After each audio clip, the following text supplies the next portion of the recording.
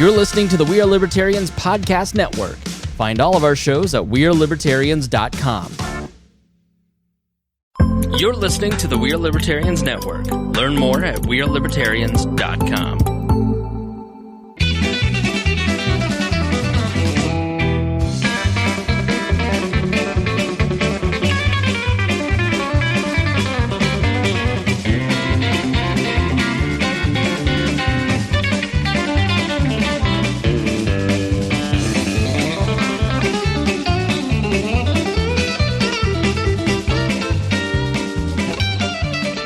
Welcome to Central Indiana's favorite podcast, Boss Hog of Liberty. This is episode number 182.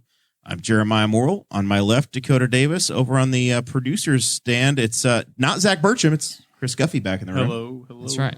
Our And normal producer. We got a guest. That's right. Today's episode features Mr. Brad Brewer. Brad is an aspiring political commentator, is what I'm going to call you. In about 10 years, we're going to see you on Fox News. Could be. Or maybe you'll just be stuck on InfoWars. I don't know. Doing those Anywhere. Yeah, you could be doing those interviews on the street where it's like, Democrats don't know poop from applesauce. Man on the street. I've heard Fox News is crap now. Them and the Associated Press are fake news. We're going to be talking to Brad about, all things election. We're going to be talking about GOP winners in the state house. We're going to be talking about Don Rainwater and his historic third-party run for Indiana governor. Straight ticket voting, which is another hurdle that we still have to cross. Some voting horrors as stories as well. And then we're finally going to get into the presidential election. What has been going on? We still don't have a president-elect in the United States, and it is November 5th. Maybe by the time you hear this, it'll be called We Have the News Going On, just in case there's something breaking. But make sure you stick around until the very end to find out. This show is about our lives in rural Indiana. We're here to push your boundaries and make you think as individuals. Sometimes we'll provoke you. Other times we'll make you laugh. Hopefully, you will always learn something new. I guarantee this is going to be a learn something new episode. We got all kinds of stuff coming. A lot of fun. I did a lot of research, got stuff ready, and the Dakota said, the hell with this. I'm not making any show notes. I'm like, what? So I made my own. So we have off the books. This is like the second. You had a lot of stuff you wanted to talk about. Yes. That's what I was going to say in the Patreon side that we just got done doing was you have a lot of things that you wanted to talk about. I literally was just going to have Brad come on and we were just monologue. You were just going to plug in Brad. And see what happens. I was going to go I was going to say, let's find every rabbit hole that we can and dive head My first. wife told me I had to somewhat gather my thoughts, or I could literally go on she literally said a 30-minute Alex Jones monologue rant. And I was like, well. See, that's what I knew. She knows that. She knows that about me. I've been watching your Facebook page, and I was like, this guy has stuff that he needs to get off his chest.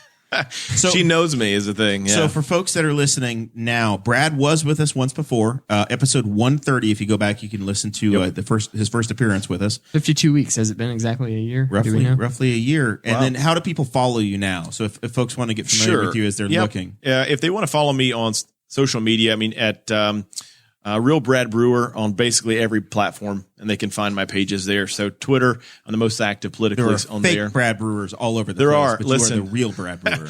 You have to make sure everyone knows you're the real one today. Okay.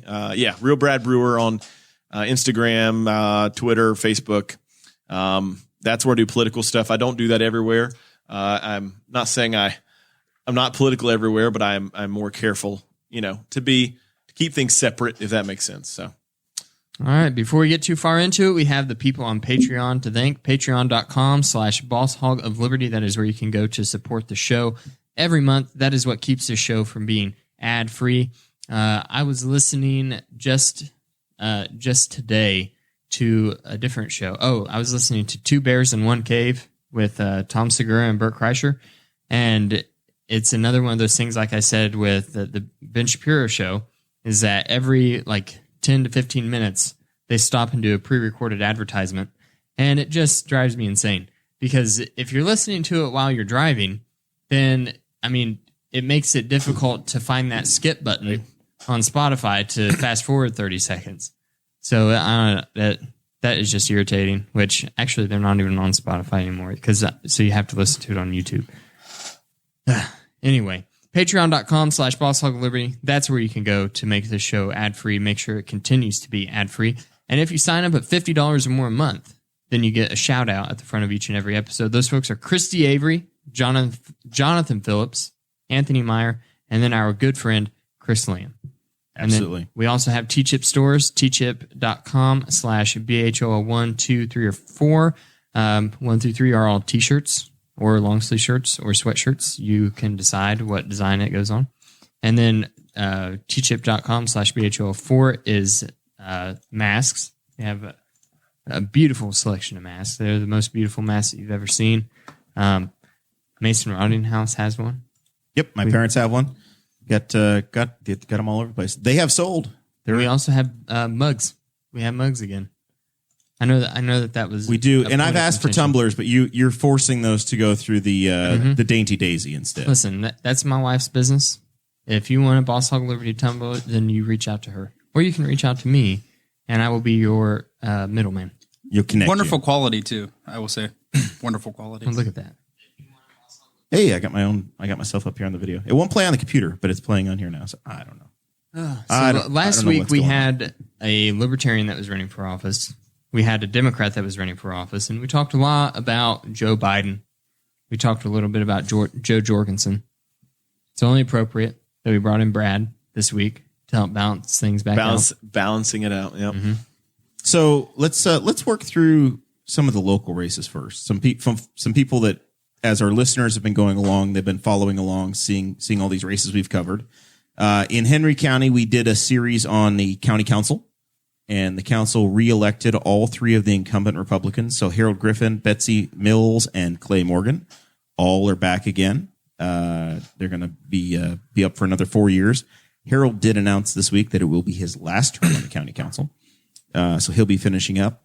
You guys remember from the spring, Bobby Plummer was on in the county commissioner's race, so Bobby was elected and is going to continue on. I must say she was elected in an astounding fashion. She won. I don't have the number in front of me. 68%. Yeah, it was very significant. Pretty strong. Yeah. Jennifer Blackford and Jackie Hadsel won the Newcastle School Board race. Jackie was on the show. Jackie was on the show. 8 people separated. Yep, she was 8 votes ahead of incumbent Kim Williamson, who will no longer be on the school board. Chris Lamb, our friend Chris Lamb, and Forrest Plank both were on the short end of the stick there, but very possible that we see them running for office again in the future. And then Stacey Guffey, you guys remember Stacey as well. He came on. He will be the new coroner. That's not a surprise. He was unopposed in the fall. What you mean to say is we're getting a coroner now. Yeah. We finally have one again, ladies and gentlemen. We'll be glad to have him. And then in the another race I wanted to mention real quick, another Boss Hog alum that did lose, State Representative Melanie Wright from Delaware County. She was on the show 2 years ago and served on the Ag Committee. She was a Democrat From up in the from Daleville. Yorktown area. Yorktown. Daleville represented that part of the world. But she did lose her race in a close one. That was on TV a lot. It was a very expensive race. But Melanie's time in the State House is going to come to an end. Daleville's on my mind for a different reason. It should be. New state representative up there now, Christopher. Yeah, I'm going to have, I have the wonderful privilege that my fiance and I signed our closing documents for our house We didn't have to get personal with it. That was just, on Wednesday. So This is goodbye. this is goodbye. This is my farewell tour. You're going to make people nervous. I'm going to be moving all my stuff out of Henry County, and it's all because the news. your cot and folding chair. Your fork No, I'm moving it all. I'm moving it all. and my fake plant. The whole reason is because they raised my taxes to build a jail. Thank you, County Council. Betsy Mills, Chad Malacote, Clay Morgan. Betsy Mills did not vote for it. She did not. She did not. Betsy wasn't on the council That's yet, true. and Clay voted no. Oh, but he wanted to vote. Why are yes. you fake news right now? Calling Why do people you- out. I'm Why like do you the need real to be media. fact checked on this show? Because We were going to have you fact check Brad. I can't. Listen, I can't. You've lost Now all we need- credibility. Now we need yes. Brad to fact check you. I gotta run. I gotta run out of this county. Got to be free. All right, That'd be free. more election results here real quick so we can get through. Our friend Don Rainwater, Don's been on the show before, 14.5% in the governor's race in Indiana. He finished second in Henry County, more than 20% of the vote, beating Woody Myers in Henry County. I've not seen precinct by precinct totals to see if he won any precincts in Henry County or anywhere else, but I think in over 30 counties in the state of Indiana. He was second place. 34. That's awesome. So he has announced today that he intends to seek the Libertarian nomination again in 2024, as does his running mate, William Henry. So that ticket is back again in 4 years. They've received over 400,000 votes, 14.5% of the vote statewide. In the next big election for Indiana Libertarians, Secretary of State in 2 years, if they get that number again, they're going to be the LP is going to be a major party with primaries. Sure. You just have to clear 10%. So huge time. Almost 500,000 people hold a Libertarian ballot in Indiana. Voted for a Libertarian. Pretty cool. That's massive for third parties. Another thing that we wanted to cover is, I don't know if you guys all remember, but a couple of years ago after the 2018 election, whenever we had a horrible issue with straight ticket voting in that election. That was due to the newer voting machines that gives you an error. We still have those machines in Henry County, and they didn't fix the error. But I did see a lot of poll workers that were explaining to people whenever they took them to the ballot box that, hey, if you don't want to vote straight ticket, then you can skip it. My poll worker said, you can still vote straight ticket. They said, this is how you vote straight ticket, but you will need to go in and mark your school board and the others. So they encouraged the straight ticket voting.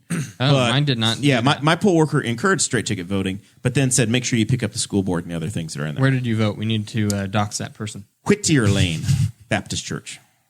What a shame. Vote Center 5. I was going to say, the Justice Center, they were just like Dakota's. They were like, oh, nope, just skip past that. I was like, thank you. I've done this once or twice. I understand, but I appreciate you explaining it to other people. Yeah. I mean, I'm over in just over in Wayne County, and they at the New Testament Church, and they didn't mention it either way.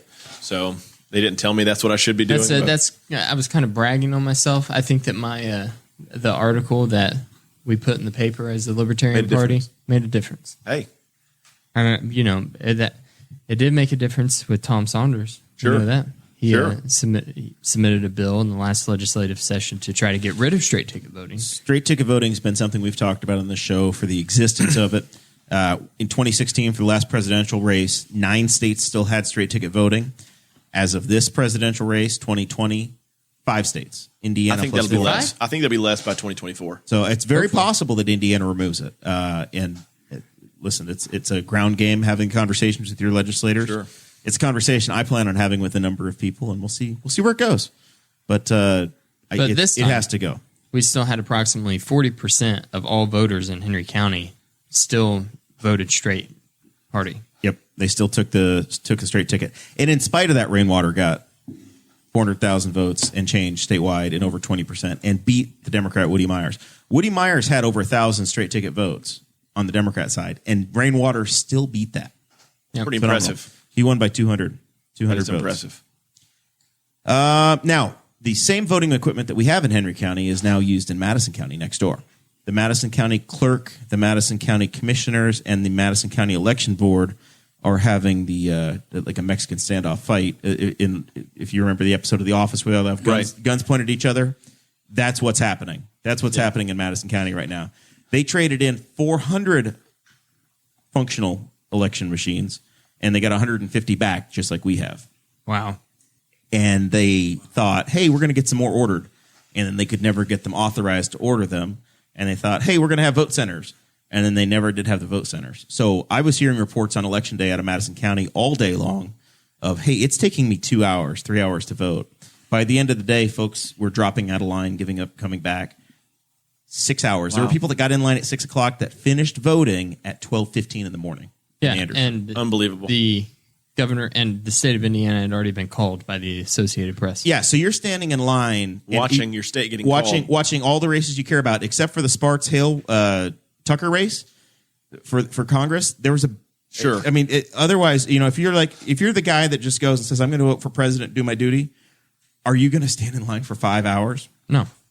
It's a disaster. So crazy. Madison County was awful. I wouldn't have stood in line for 2. Awful.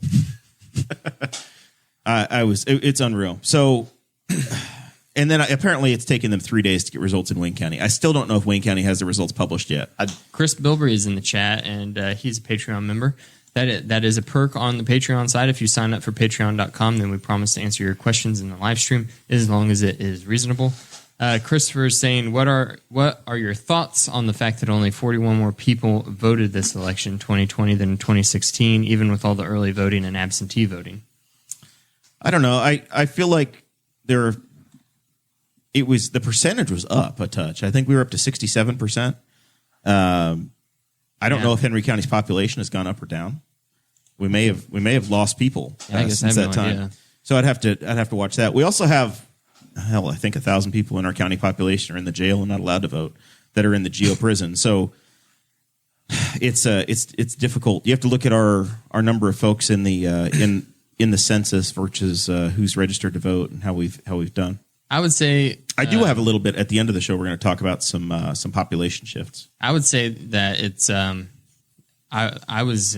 we were blown away. We talked a lot about the voter turnout in 2016 on our post-election show, and we were all blown away by the response. In 2016 and 2018, we have had some very strong voter turnout here, and I think the local wind issue has been a big deal as well.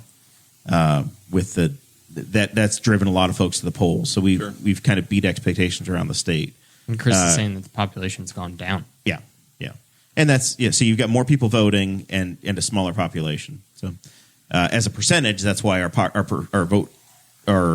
turnout actually went up a little bit. The percentage dropped up to 67%. Yeah. So Madison County's got some issues ahead of it. I know I have a coworker that lives in Anderson who's like, I saw the line, said the hell with it, didn't go. So that's one of the reasons why the vote turnout wasn't as high as it was in some other places, because of the damn big lines. Yeah, I spoke to a man that lived in Noblesville. Said he was in line. He was an older gentleman, so I guess he was able to. I don't mean to sound that bad, but he was able to wait. He didn't have to be anywhere. So, right. Said it took him over 3 hours to get out of line by the time he got done. I was going to say Paige was at right at 2 hours, and she votes in Madison County. And she said that if it was going to be a 3-4 hour wait, she would just walked away. And she went to the poll to vote against one person. Yeah. She went to vote. She was motivated in a school board race. Yes, she was to vote against someone. The Madison County model does not yet have vote centers, so if you live in a certain area, you have to go to a certain polling place. I got you. In Henry County, we had a dozen different locations, so you could show up and you could go vote in Middletown, you could vote in Knightstown, I live in you could go to and I voted in Louisville. Yeah. Okay. And it sounds like the lowest lines were in off Dublin Pike, New Lisbon. That was the place that a lot of folks went to if they were trying to get through really quick. I went there. I went to the gathering in Louisville, and I was out of my truck and was back in my truck in 20 minutes. Yeah. When we went to there at the New Testament Church in Wayne County, we came in. We went at probably 11 o'clock, and literally there was probably four booths open. Like we didn't even wait at all. I walked straight up, voted, walked out. We were probably 6 minutes in there, which is pretty surprising. I was expecting to wait. I was a motivated voter. I got up at 5:15. I met my mother-in-law. Mason picked me up. His buddy was in the truck with him, and Sarah and I, we all rode over. The 5 of us voted as a family. Got in line at 5:50, and we were out the door at 6:30. I was standing outside Mount Summit Church working for Betsy Mills at 5:30. Left at 7:30, and seen a lot of people voting. Yeah, I know they had over 1,000 people, I think, that voted at the Mount Summit Church. Yeah, it was constantly busy. It was great though. Cold, very cold. All right, so that's the local wrap up. What we've seen locally. The big ticket item that's not decided yet is president. I think we all know how this is going to go. Watching the news right now, as of this recording, it is 7:44 on Thursday evening. The electoral math, as it appears right now, North Carolina is probably going to go to Trump. He leads by 76,000 votes. Pennsylvania, there's a lot of talk that it may fall to Biden, but right now Trump's ahead by 64,000. Georgia is getting incredibly close. It's a 3,400 vote advantage in Georgia, and Arizona is the one that has been cracking people up for 2 days. The Associated Press and Fox News called Arizona for Vice President Biden. This morning when I woke up, it was about a 90,000 vote lead, and now it's about 68,000 or right so. Around 60, yes, in the upper 60s. So it's dropped by a third, the deficit has today.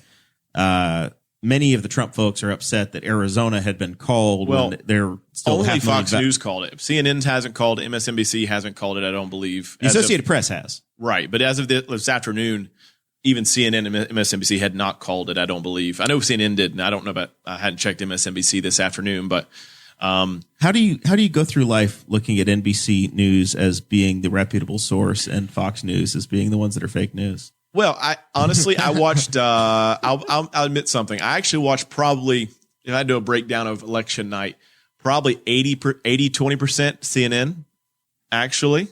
That would surprise some people. I tweeted that out and I said, am I wrong for doing that? Probably. And actually, a lot of people were agreeing with me. Surprisingly, they were pretty fair. It was odd that they called, the race was much tighter in other states that they didn't call, or not nearly as close, excuse me. And they called other states, or called Arizona a lot earlier, even though it was a lot tighter than other states. Where they, so I don't know. It was odd that they called it so early. Granted, there were some people that said that that Fox News would call states earlier than other places. If it was for Biden. That was just, something that was floating around conservative circles, because there is a thought that Fox News is, there's a few good voices there, but generally run by people that are not on the conservative side of things. The thought is that Fox News has had for a generation, the thought process is, Fox News is so biased to the right. Right. And now they're trying hard to look more middle of the road, but they're also kind of they're also swinging a little bit more left in some areas, so that they can try to keep some of their ratings. Well, but here's the thing, though, is they had the best ratings in news. I'm told Newsmax is the place to go now. You go Newsmax. That's Newsmax is or Cheddar, maybe. Decent. I don't guess, know. OAN, One American Today, News, or something like that. Yeah. I just Fox subscribed News to InfoWars. There you go. Perfect. So then you don't have to worry about it. But Fox News had the best ratings. So they say that, but it was working for them, whatever they were doing, whether you agree with them or not. They were generally the best ratings out there. So it is surprising, but you're right. They have definitely shifted, and I imagine they're going to continue to do so. So Chris Spangle and the Weird Libertarians, the mothership for our network, he's been preaching and has been covering this and anticipating the number of states and the coming civil war, the possible coming civil war, the foaming at the mouth that's happening over counting slowly or diligently counting versus, oh my God, somebody's stealing the election. Right. Right now, there's 5 states that are potentially not called. Trump's path forward right now looks like, if I don't see Nevada coming his way, Pennsylvania, Arizona, the numbers going the wrong way. So Trump needs to win North Carolina. He needs to hang on to Georgia, which is a 3,000 vote difference now. And then Arizona's going to have to come back, and he needs to hold on to Pennsylvania. If he does that, he's good. Right. If he loses Arizona, basically, if he loses any of those 4 states, it doesn't matter. If the folks that are leading right now, as of this time, the red states that are red as of the count at this moment, the blue states that are blue at this moment, Biden wins 270 to 268. Correct. Yes. And it comes down to, we would have had a tie if Omaha, Nebraska's congressional district had gone Trump instead of Biden. That's correct. Mm-hmm. Yeah. It's how much money do you think the Republicans will spend in Omaha next time? More than they did this year. I can guarantee you that. It's going to be, the money in the Las Vegas, Nevada area is going to be unreal after this year. I mean, no one really saw it coming down to, Nevada, Arizona. I wouldn't have if you'd asked me a week ago. So, if it was going to come down to Arizona, do you think he would have spent the last 3.5 years pissing all over the grave of John McCain? Maybe. The beloved son. Yeah. Trump would have, because he doesn't really care. Well, I don't know. And here's the thing, though, I'm maybe in the minority here, but I still don't know that he's going to lose Arizona. I think when the votes that are there, he's been winning at a higher clip in the last 500,000 to 600,000 that are left, which is closer to 500,000 now, based on what I saw earlier. That could have changed, but he needed to win about 56% of the votes outstanding, and most of them were in Maricopa County, which is generally a stronger Republican county. That's Sheriff Joe territory, right? Correct. This is the guy that would dress up prison inmates in yellow and pink and purple. Make him, correct. Yeah. So it should be hypothetically a pretty big boost for Trump. The 75,000 came in as kind of they viewed that as kind of a glimpse into what the other's going to do. And it came in that he was actually pacing closer to 60% on those votes, dropped 13,000 off of the vote total. I think it was that moment. Actually, we were talking about that on CNN last night, and it was MSNBC, excuse me, when Rachel Maddow gasped, "Oh dear God!" When they saw that he had 59%, I think come in. And I don't think they've actually had any more come in since then. But and the other portion that is interesting about Arizona is what is left is actually all election day votes. They've actually processed per the election board. I don't have that number, but some states process the absentee and mail-in ballots first, and some did first, and some did last. And so Arizona is the other way, whereas places like Georgia, Pennsylvania, Michigan, Wisconsin all did mail-in votes at the end. Arizona did it first, and so that is something to think about. Trump was saying they needed to stop counting today. Did you want them to stop counting in Arizona? Wait, what? There is clarification there. The point, that's not exactly a full statement of what's going on. I read the tweet. It is a tweet. And then he retweeted his own tweet. So he really meant it. True. But what the statements that are coming out from the campaign is that they are, especially in Pennsylvania around Philadelphia, they are requesting, and this is not an outrageous request, to have their guys in there to be able, the GOP poll watchers to be able to see the votes being counted. Today, they actually received a court order to allow them to be in there, but then the Supreme Court of Pennsylvania, who has already had some issues in the last few weeks, came back and backed off that decision and said, no, that we're not going to actually let you in there because instead of letting them in, the poll watchers actually shut down counting. They said they were going to have administrative day once they were going on strike. Basically, it was an administrative work to be done, but that means they were going to stop and go to the Supreme Court, and then the Supreme Court did bail them out. Not the U.S. Supreme Court, but the Pennsylvania Supreme Court. But there's already issues there. I mean, I think that Pennsylvania is going to get sent. I think Pennsylvania, that whole situation there is going to be litigated for a while because they made changes from the Supreme Court made the decision outside of legislation from the legislature in Pennsylvania, saying that not only would they accept correctly dated ballots for up to 3 days after election day, but also if there was a smudge and it was unrecognizable what the postmark was, they would still allow those, even if they didn't know. They would just give the benefit of the doubt that How those many ballots. of those are there going to be, though? The problem is it opens itself up to how many. The thing that some people will say is how many are necessary. Is the question. If you're allowing someone to say all that has to be done is there's a smudge on a post date, now all of a sudden that vote counts because we're going to accept it as marked correctly, that is an issue. And you got people like Darren Jacobs that are working the polls, and they might just lick their thumb and smudge it. See? You don't know. You don't know how many of those are going to be out there. You might be arguing over 12. You don't. Right? I mean, in 2016, they recounted Wisconsin, and it moved the number 200. Sure. So if this counting stops and Trump's ahead by 25,000 in Pennsylvania, you don't care anymore. Well, the issue with the counting thing, the reason they tried to stop counting is said they don't want counting to happen if they're not going to have representation like this legally allowed for them to do. You should always have a Republican and a Democrat poll watcher observer. And today there were actually videos or whatever the law in Pennsylvania says. And there was the court gave an injunction or basically a letter of saying, hey, you have to let them in there within 6 feet of counting. That's the rule. They had to be within 6 feet of the counting of the ballots. They were pushed, even when they were allowed access, they were pushed 25 feet plus. So at that point is when, obviously everybody now has cameras out all the time. There's videos out there of them discussing it. You see Corey Lewandowski and the lawyers for the Trump campaign that are representing them talking with the poll workers or someone with the polling station there. I don't know who they were at that point talking about. Said, yeah, we're listening to that letter. We're following it. But yet the people were still not allowed within 6 feet of the ballots. That's the stop they're wanting to have. Like, hey, if we're not going to have access, we don't want that to happen. Happened in Michigan, Detroit. They were putting pizza boxes in the windows of the area they were counting in.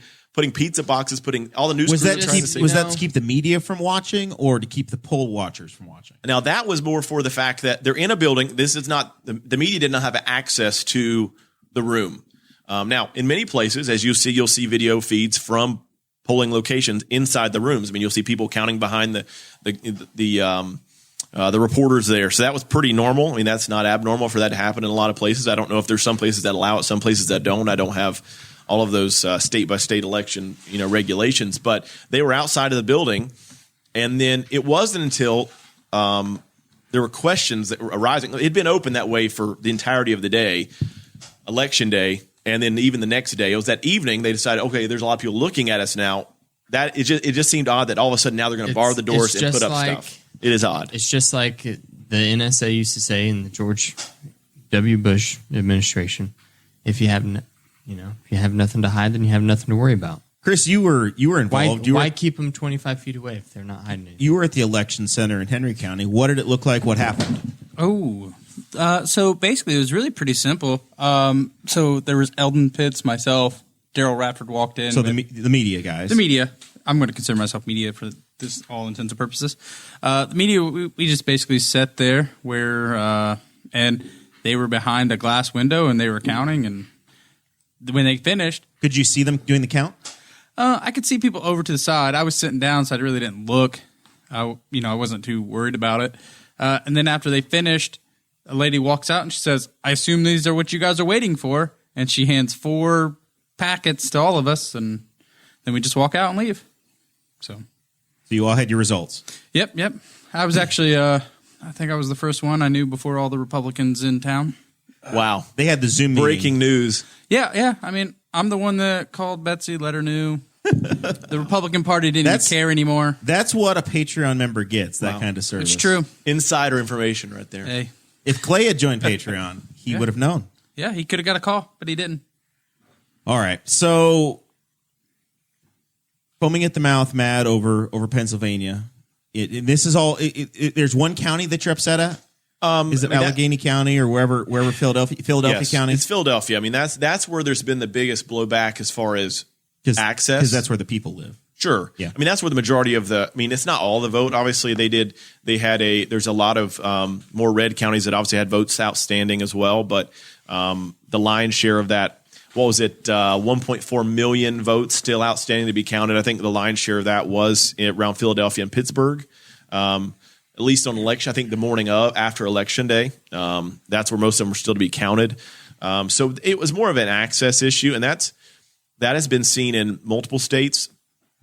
And it's not necessarily to people that are just obviously you and me can't drive over to Philadelphia and just walk up in the polling location or the count location and start watching people. That's obviously not realistic, but it was legal representatives from the campaigns that were being barred from these scenarios. And Philadelphia had that exact same happen, and it had been reported in multiple news outlets on election day as well, that they were actually kicked out of locations.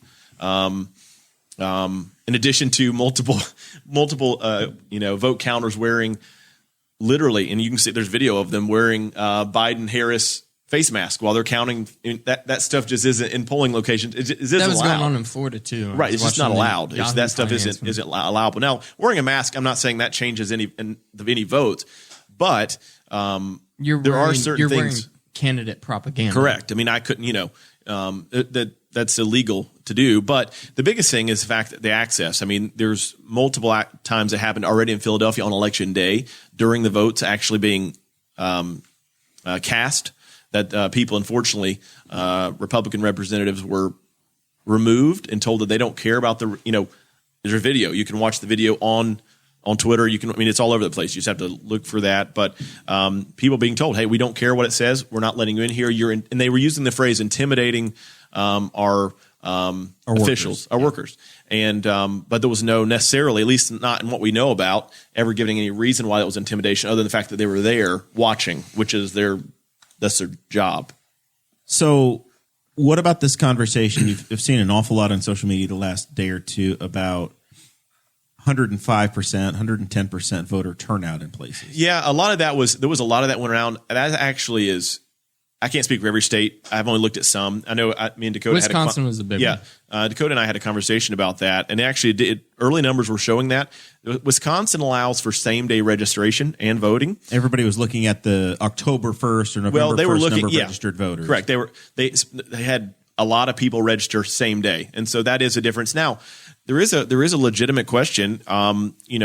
I think it was Wisconsin. I could be, you can fact check me, Chris, if I'm wrong here, but 89% is what turnout is in some places in Wisconsin, and that's almost statistically improbable that you get almost 90% of the vote. Even 90% is unrealistic, to be honest with you. Comparingly, that you look at it this way, especially in very, very, very blue areas. First term Obama, which in very Democrat heavy areas was superstar status. They didn't reach 70%. But people are really pissed off. Yeah, maybe. I mean, they've been stuck at home rioting. True. Wisconsin, Kenosha was a disaster this summer. Sure. I mean that there's a lot of reasons, and because they made mailing stuff in so damn easy. Right. Ballot shows up at your house, no postage required. You sign it, send it back. The question I would ask is, are there votes in president only, and they dropped off on everything down ballot? So these are ballots that only say president, there is a higher propensity, and you can see it. And there's a reason why in states that apparently Joe Biden is winning, that Republicans are picking up House seats in districts that it's happening. In Michigan, I just looking at an article earlier, see if I can pull that up. In one county, in the entirety of the county, I think it was 2 votes came in for the Republican representative. But it voted the opposite. There was plenty of votes for president, but 2 votes only came in for the Republican House.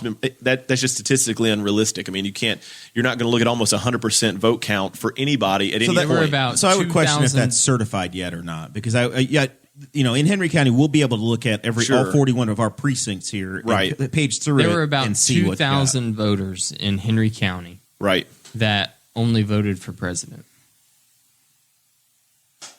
That seems odd to me. It seems odd to me too, but that was. That doesn't necessarily mean anything, but it is odd to me. I think it was 2,000. I don't know, Chris. You can look that up. Is it in Antrim County, Wisconsin? Excuse me, Michigan. I apologize. Let me pull up that. Pull the number here if I can. Jeremiah's got the sheet. I might be wrong. Maybe it was 200, and I'm adding a 0. I don't know. I just remember it was significantly more. You have to do the math. I'll do the math since it was my claim. They don't tally it. The sheets that they gave us on Tuesday, they don't tally them. They don't. They have my write-in. I'm one of the 38 people that wrote in a candidate for president. Mm-hmm. You wrote in Kanye. Kanye 2020. So it's kind of there's a story that circulates around libertarian circles, and I don't know if you've heard this, and it is that libertarians will poll higher than what they get on election day, and that is because I'm a talented drinker, Brad. That was about a problem. The beer was here. It was 80 degrees over, and then it was done. So libertarians will poll higher than what they actually perform, and that's because people will say, yeah, I'm voting for Joe Jorgensen this time. I'm sick of the two-party system. And then they get in there, and the fear that they've been hearing from Joe Biden or Trump, they're like, I just can't, I can't take the risk of helping out the guy that I hate more, It's that two-party mentality sneaks back. The same thing happened to me. I went in there, and I was like, you know what? I'm just going to write in Kanye because, screw the whole system. Right. It's like I want to see man of God in the Oval Office. Listen, you got to do what your heart feels sometimes, man. And it was kind of just going to be a funny thing for me. And then I got in there and I was like, I can't do it. Can't do it. I got to vote. Your heart, party, your conscience. There you go. Yeah. Well, here's that number. It was in Antrim County. That there was 7,700 votes for Joe Biden, 3,000 more than Trump got. So he got 4,700. But in that same county, the Republican representative only got 2 votes in the county. 2 entire votes. That is insane. It's a statistical improbability. I would want to see that when it's certified. Was certified. Oh, sure. But and the funny is the guy that brought it up, the representative, Jack Bergman, he said, I know I have 6 votes in my family. like in this house, I have 6 votes. Well, you think maybe he doesn't. Maybe he doesn't. Yeah. But did he accidentally unfriend his wife on Facebook? Maybe he did. But yeah, so those are odd things. There is mention, and I don't like I say, at one point, and I saw where the number changed. I'm sure that it may not be as straightforward as that when they're doing these vote count dumps.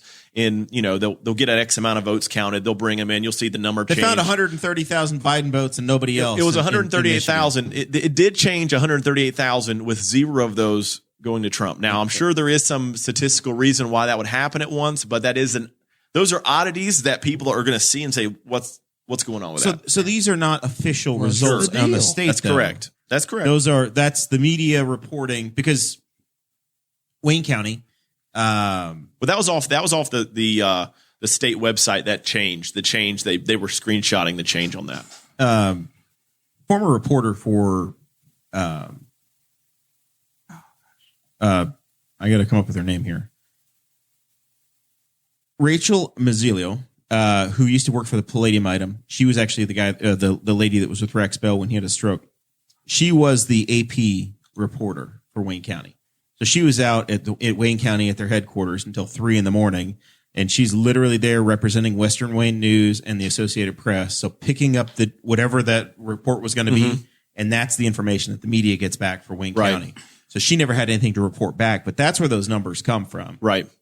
So that's a process where somebody gets this sheet of paper. It's not digital, and then they key it in. So if they text it wrong or they send it in wrong or input it incorrectly, that could get reported to the AP wrong, and that's why the thing you see on Google or whatever other website is incorrect until somebody comes back and cleans it up. Well, and that'll happen it'll be right when the state certifies it, but the media report of the votes, that's a very possible way for things to get But the 138,000 votes did come from the state website. Correct. It wasn't from the It was a state website. And that was a keystroke issue. And it could be. The thing that is odd that people find odd is that it was in Michigan, and reporting had stopped per them till the next day. They weren't going to be reporting any more votes for the night. And then because I was still up, live, you got to stop dropping that bottle. But my problem is that I've got narrow room here. The arms across my eye. But it was after they had said they were going to stop counting votes. It was about 4:00 in the morning because I was still up, live posting for some odd reason. A police SUV pulled up. It was, there were votes, and that was actually a separate thing as far as we know. Different thing. Okay. We don't know that those were the same ones that were counted at that moment, but there's so many theories. But randomly, those numbers came in about between 4 and 5 a.m. when it shouldn't have been any votes coming in, which was an odd point. I mean, I'm sure there's going to be something they could say. They said the next day, I'm up at 4:15. Yeah, sure. Well, they said they were going to start counting till close to 8:30, 9 o'clock the next day. So that was an oddity. But yeah, there was. And there's video of this. Obviously, it's all anecdotal until you can get somebody to prove what's going on there. There were scenarios where people were. There's 2 videos I've seen people pulling up with. The point is, with vehicles pulling stuff out of vehicles and all putting them in. All these things that are happening is that the Trump team can build a case. What you don't know is that obviously a lot of things you see swirling around social media are anecdotal. You don't know the context of what what was the context of what we saw. What was the context of that 30-second video clip? That's true for not just this, but literally everything we deal with in our life. But I think what it does do, though, is there's enough anomalies and the vote is tight enough that in a lot of these states that are the ones in question. Obviously, we're not talking about California. We're not talking about New York. We're not talking really even about Florida. But in Pennsylvania, in Michigan, in Wisconsin, which I think Wisconsin, the margin's 30,000 votes or something like that. I think in a whole state. 30,000 votes is a lot of votes. But it depending on how they come out of those. I mean, you look at Michigan today, and I saw a gentleman doing 21 in Wisconsin. About 21 in Wisconsin. Okay. They were pulling up, and they have this every election cycle. Tons of people that were dead, right, around Detroit that were voting. The weird thing was, as those are all, mail-in votes that wind up, they come back and they verify those and they pull those out. There was multiple of them showing up as in-person votes for guys that died in 1984, 1987, 1991. I saw one report. How does that happen? I don't know. You and I, when we show up, we show a photo ID. I know. And you sign the poll book and you're good. I don't know how that happens, but literally on the it was in Michigan. On the Michigan website, you pull up the individual. You can pull up his date of birth, date of death. You can see those things, and then it literally shows he died in 1984. He voted in person for the last several elections. I saw one screenshot from the Michigan State website that said that the person who voted in person was born in 1823. I don't know how it's possible. Yeah, I don't know. He's what, 200 years old? Well, not quite. Yeah, almost. So 197. So that's one case of voter fraud. Find me a bunch. I don't know, 30,000 more in Michigan. That's fair. What's the difference? Yeah, 2,791,000 versus 2,646,000. And this is an issue, and I think that and it's not just a Republican thing, because if you look back at Democrats, I mean, you look at Jerry Nadler, and he said this himself. You can pull up the clip. I mean, people were sharing that around too. That in some of these scenarios where paper ballots are involved, and there's movement in the ballot, so like a high propensity of the mail system, things like that, especially when they're making changes in the 11th hour, as Pennsylvania did, to the voting standards and how they're going to process these outside of what the legislature allowed and even voted on. Right.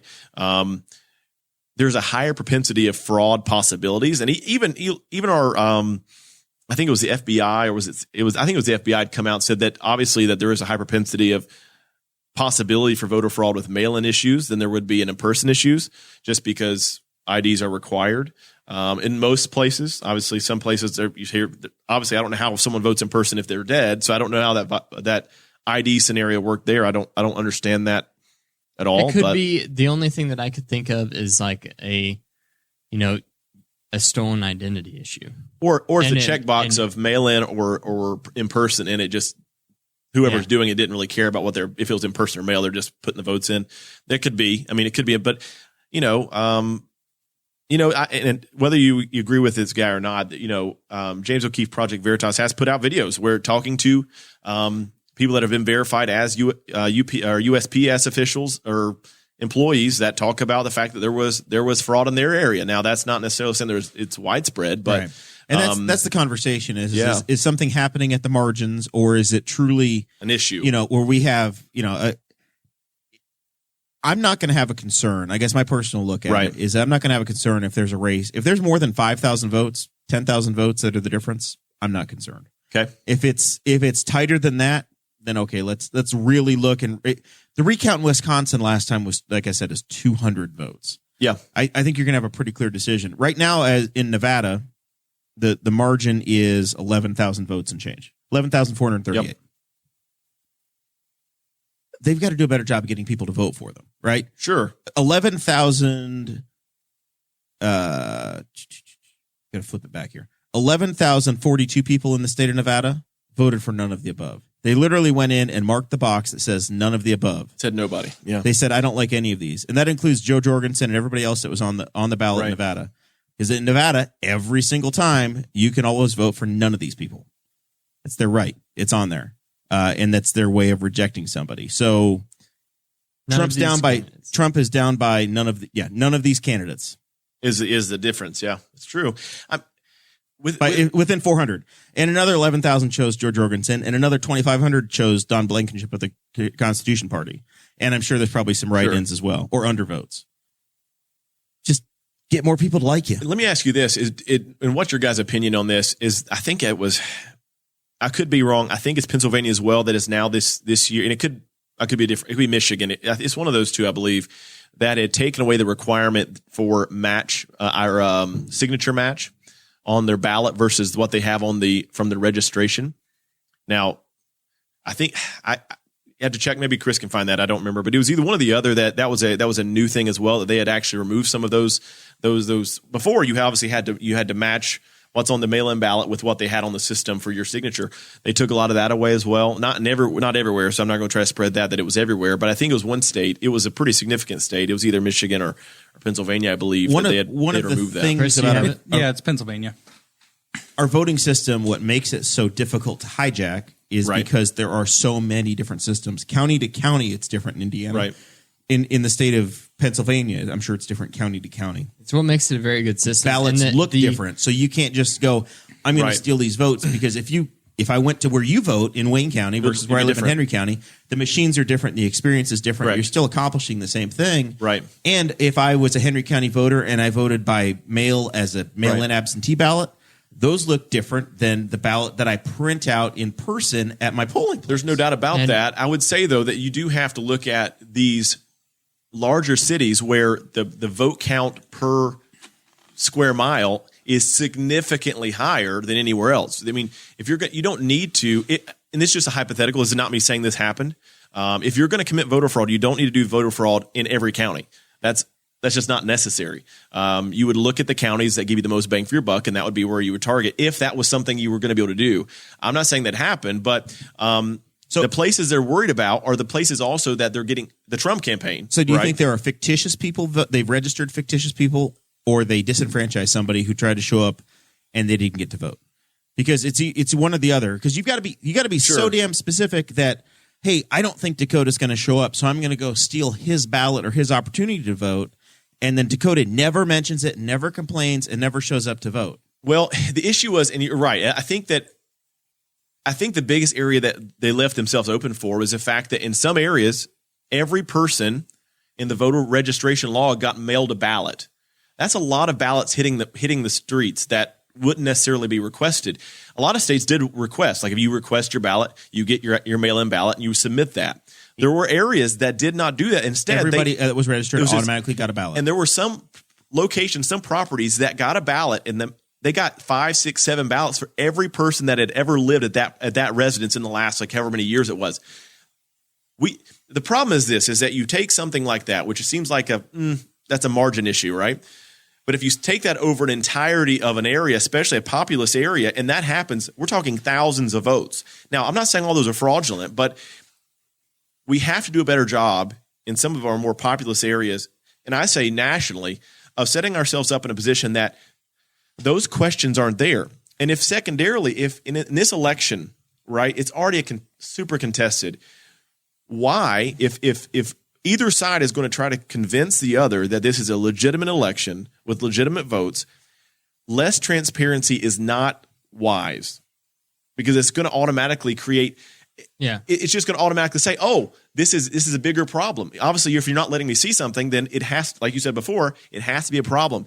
I'm not saying there is a problem, but what I'm saying is that there has to be the ability for everybody to have equal access to those votes. As far as not everybody, but both sides.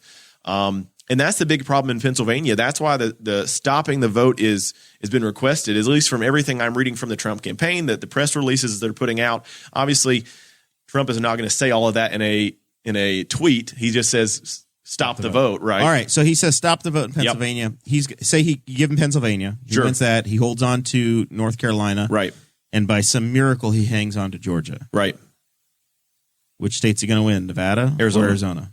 Arizona, easily, comparatively. I mean, it's a much easier path to victory in Arizona than it is, for sure, more than Nevada. I mean, yeah, it's possibly, or it depends on how you say it, Nevada, I don't know. But,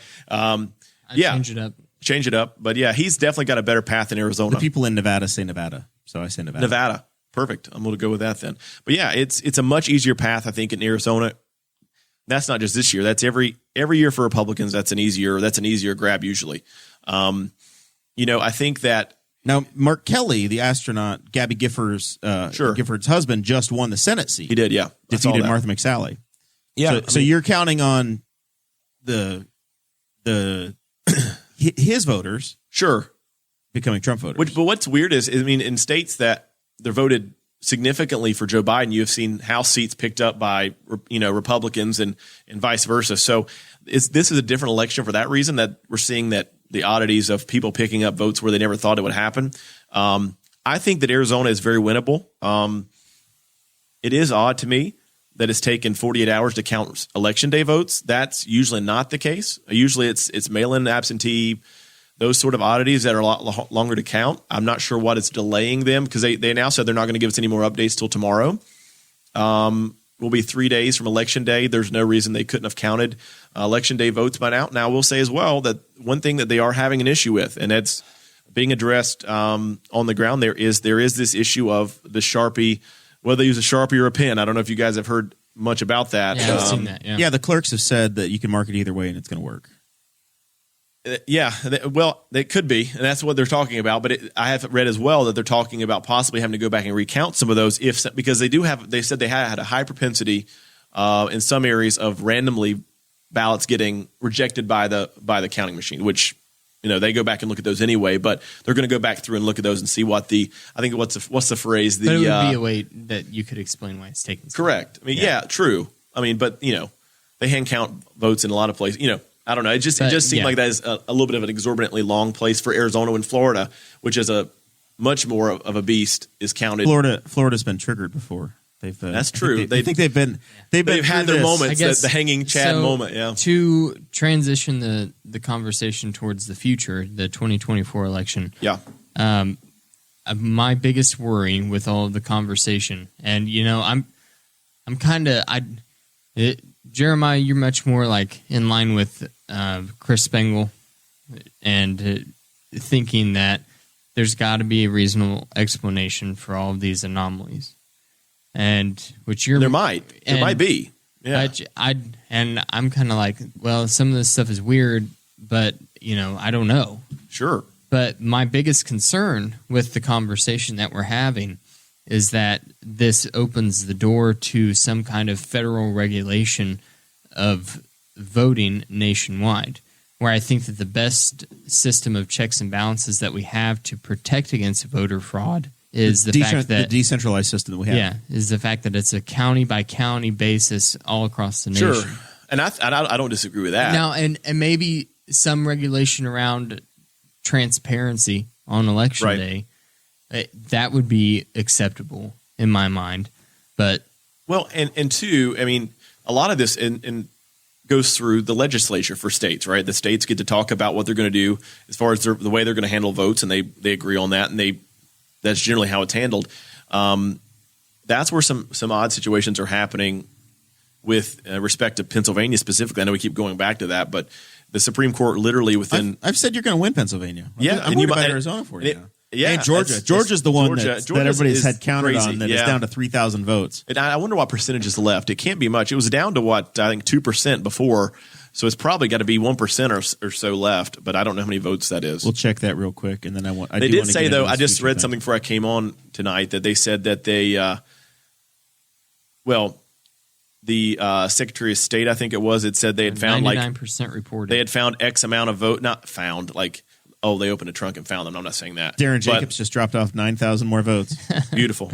Yeah, they did. Well, what they realized was there was more votes they had to count than what they thought, which I don't know how. I mean, I'm not sure how that works. If you just it's another wagon sitting over there, man. Well, yeah, probably. But I don't. That's odd that they would say, oh, by the way, now we had this number. We said we told you X amount we had left to count. Now there's I think it was like 23,000 more.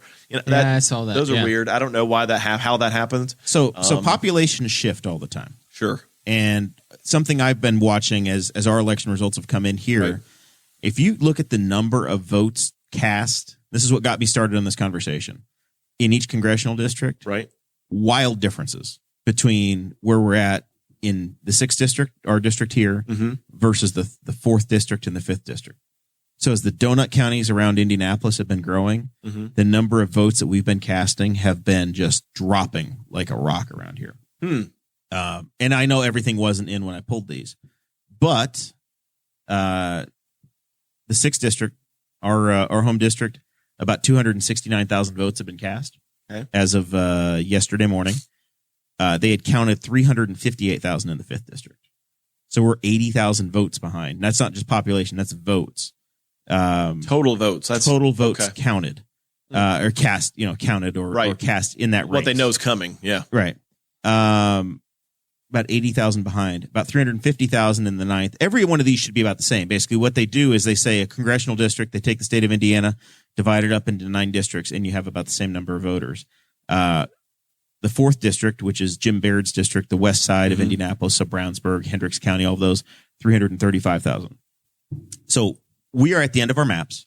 They're going to get redrawn in 2022, which is another reason why these elections are so important, because the folks that control the legislatures, the state houses, are the ones that are going to draw the next maps. Right. So this is the last cycle for the presidency that the electoral map looks like it does now. Right. In 2024, it's going to be different. Indiana looks like it's still going to have 9 votes based on the population estimates that we had. We don't have the official census yet, but we have last summer's estimates. So Indiana's probably going to stay the same, but our districts are going to get redrawn. Okay. So right now we're in a 19 county district.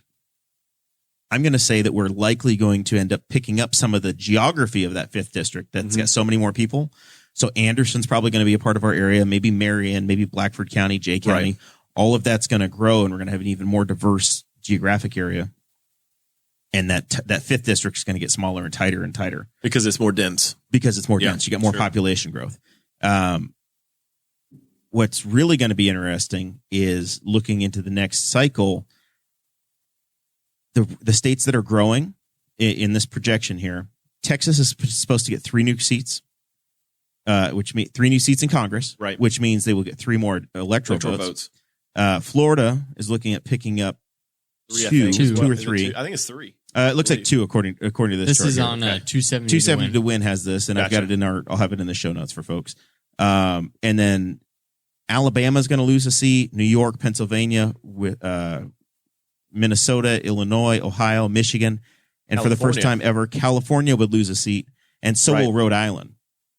Picking up, in addition to the ones that we said would pick up 1 or 2, North Carolina would pick one up. Colorado, Arizona is going to get another seat. Oregon, I think. Oregon and Montana. So Montana will be more politically powerful than ever before than Rhode Island. Rhode Island's going to go down to the bare minimum of 3. They're going to lose their other congressional seat, and Montana would have 2. That's surprising. So, but what that does is that you're seeing a net shift in the states, even now, whether it's the 2016, the 2012, or the 2020 map. If Florida and Texas are red, are Republican, that's the difference right now. If you applied this map with where they think people live and everything, the way that they're colored in right now, Trump would have won the electoral college. Well, and it tells you for 2024 what's going to look. I mean, that's going to tell us here's the new battlegrounds. I mean, because you look at it, you're right. California is going to lose. I mean, we're not talking huge First numbers, time California's ever lost a vote. Correct. It's always gone up. So, but Texas is going to become more powerful. Which Texas was the dark horse of this is the year. This is the year that Democrats are going to win Texas, which wasn't the case. But here's the it's getting secret. closer. Texas and New York are about the same margin. Guffey threw his arms up in the air. Sorry, Devontae Adams just scored, and I hit a $130 bet. Wow, taxes are due, buddy. Well done. Working out better for me than eBay. Fair. So, yeah, that's the conversation, and that may be one of the reasons why people are so pissed off about the Electoral College, is that they're seeing this or they're reading the room going, their problems are going to be even worse now. The left's problems. Yeah. Well, because Trump, if you look at the numbers, he picked up significant gains amongst the Hispanic vote, and just minority vote in general, especially across Florida men and women. Miami-Dade. He picked up huge margins. He lost 5% of the white male vote. The Rio Grande area, he picked up huge number. I think he won amongst Hispanics, and I think Hillary Clinton had won by like 30, 40%. So that's, which is an odd thing, that, and I think Republicans had to be happy about that. I think going forward is that they are, if things don't change, they're making progress in those areas. Maybe not. Maybe it was just a scenario where, a fluke, but to start doing better in those areas as those areas are also gaining more power politically is pretty wild.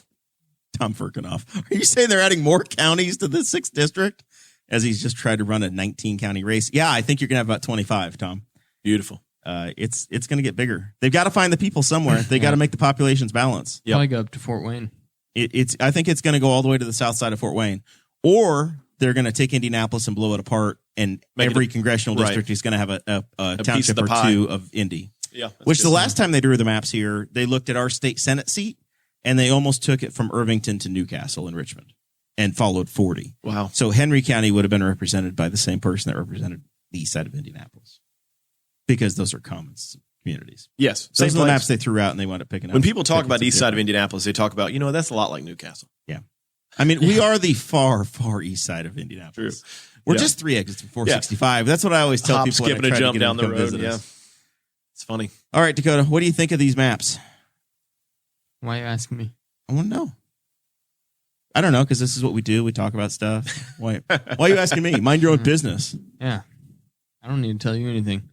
Get a warrant. The maps, I hadn't even thought about them until you brought them up, to be honest with you. I didn't even think about them, this being the last year for the congressional districts. Well, I think we'll have one more cycle with these congressionals. 22 will be when you have the first one. Yeah. Or 22 will have those, and then 24 will be the new ones. Yeah. To me, the most surprising thing about California is that they're only losing one. Because their population still grew, just not at the rate. Because what we've done is we've frozen the number of seats in the state in Congress, in the House of Representatives. Right. So we basically say, here's the number of seats. Every state gets at least one, and then we divide it up and we apportion them out. So the Big Ten, all of the states up here were in Big Ten country: Minnesota, Illinois, Ohio, Michigan, Pennsylvania, New York. These are all cold areas that are losing. Basically, Kentucky and Indiana and Wisconsin are the only states that are not losing representation. Yeah, we're saying the same. We're holding on. But everybody else around us, people are moving south. True. And it's Florida and Texas.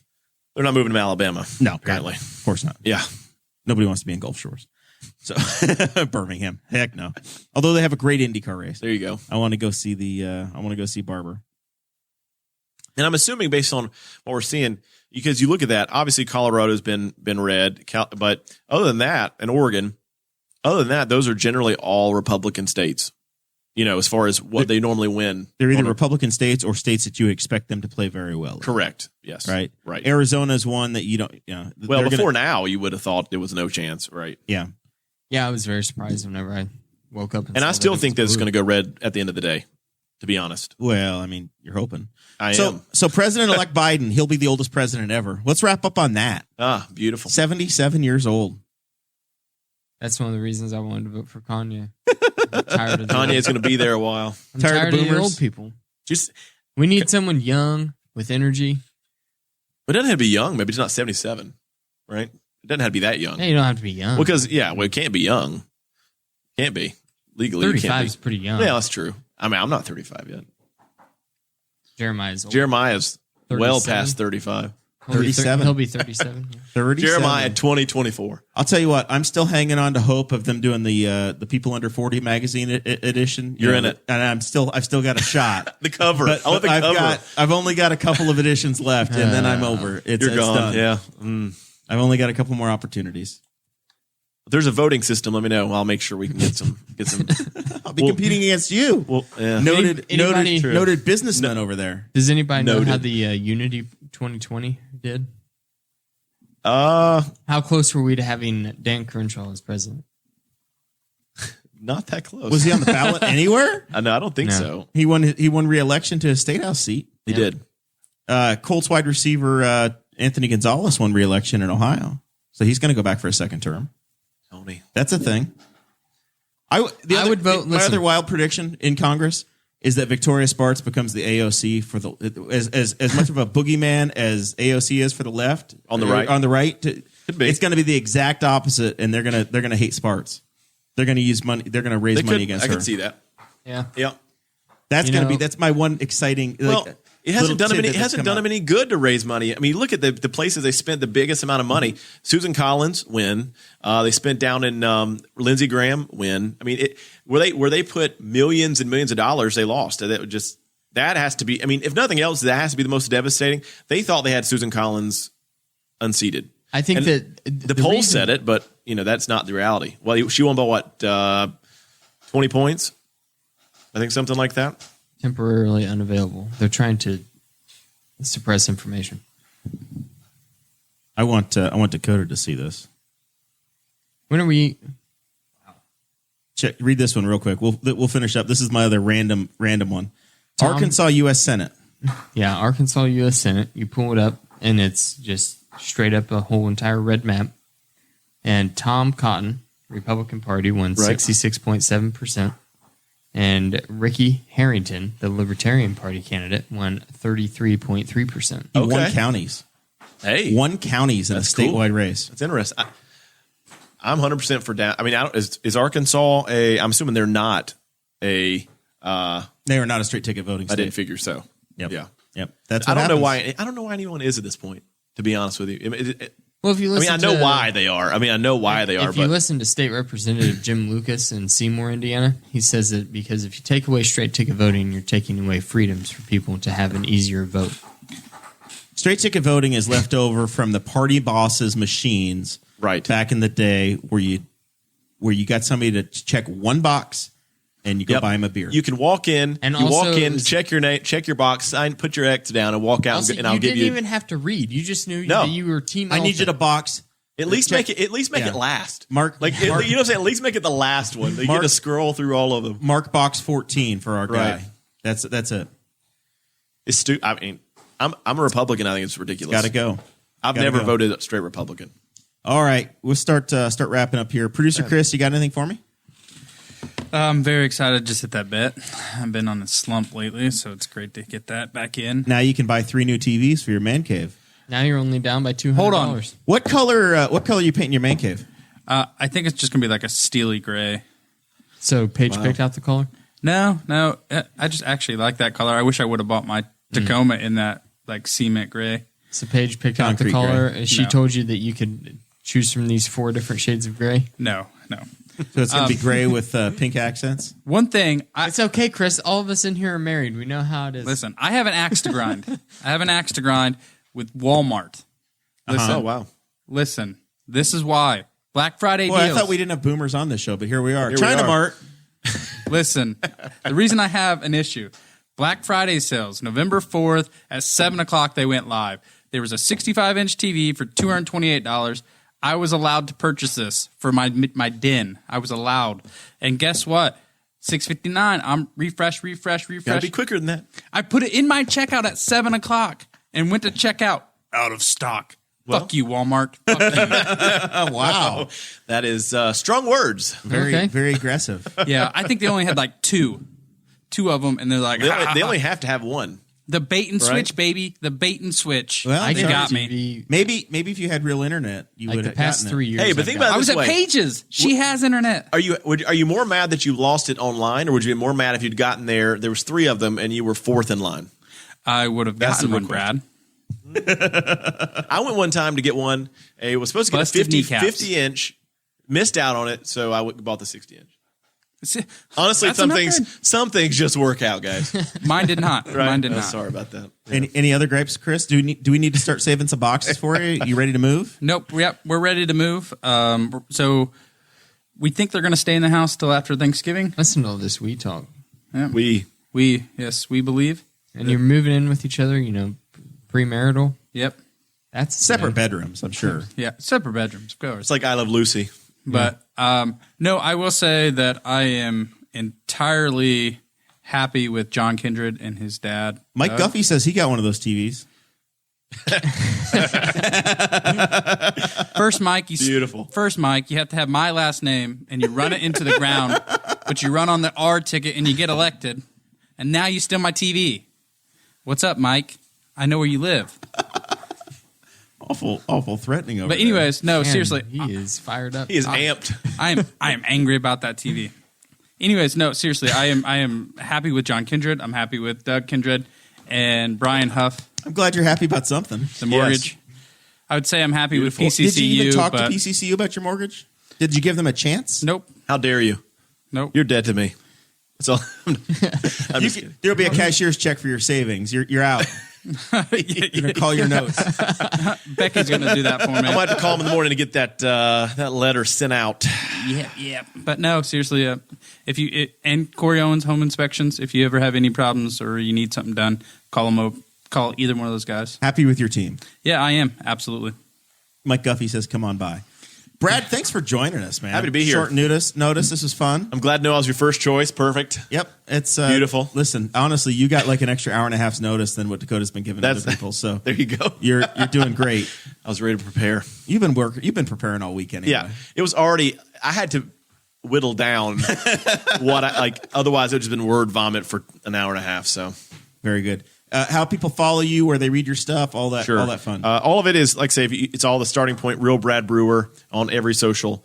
You can find me there. Start from there, and you can see pretty much what I'm posting and what I'm writing. Every social is Real Brad Brewer. No, not LinkedIn. Yeah. Oh, I guess TikTok. TikTok, Real Brad Brewer Instagram, Twitter, Kick, all of them. OnlyFans, all of them. Beautiful. Yes. Exactly. Yeah. You have a TikTok? I do. I have about 22,000 people that follow me on TikTok, sir. I am in the creator fund, I think. I don't know if actually I'm in there or not. You're a Trump guy. Listen, it's big on TikTok, needless to say. Actually, oddly enough, it is. I won't post one video. 3 million people watched that video. 3 million. That's a lot of folks. Were you twerking? I was not twerking. I wasn't even in the video. It was. If I was, I wouldn't have got 3 million views. I can tell you that for sure. So, Dakota, what do you know? Not a whole lot. I don't know much. I want to give a shout out to Oakley Brothers Distillery in Anderson because they had fantastic pizza. I'm just excited that we have a whiskey distillery so close to my house. Is their whiskey in their barrels already? It's not, hey, we've made some hooch that we put in a barrel and in like 4 years we'll have something worthwhile? I got a bottle of it right here. It's theirs. Not only do they just distill whiskey. Yeah, this is their Rymea River rye whiskey. And all of their spirits that they have there on the menu and every cocktail that you get is distilled by them in Anderson. So a margarita. All local. A margarita.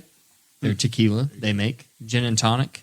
So it's a 100 proof, 375 milliliter bottle.